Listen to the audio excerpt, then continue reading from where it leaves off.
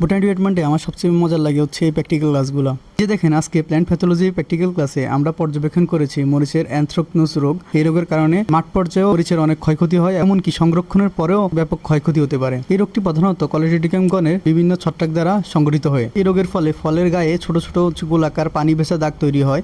সময়ের সাথে সাথে এই দাগগুলো বড় হয়ে গাঢ় বাদামি বা কালো বর্ণ ধারণ করে এবং মাঝখানের অংশ ডেবে যায়। আর্দ্র পরিবেশে এই দাগের উপর বাদামি বা কমলা রঙের স্পোরের স্তর দেখা যেতে পারে, যা এই রোগটির একটি গুরুত্বপূর্ণ বৈশিষ্ট্য। আমরা প্র্যাকটিক্যালি আমরা হচ্ছে এই যে আক্রান্ত একটা মরিচ নিয়ে সেখান থেকে একটি আক্রান্ত টিস্যু ছোট করে কেটে থিন সেকশন তৈরি করছি।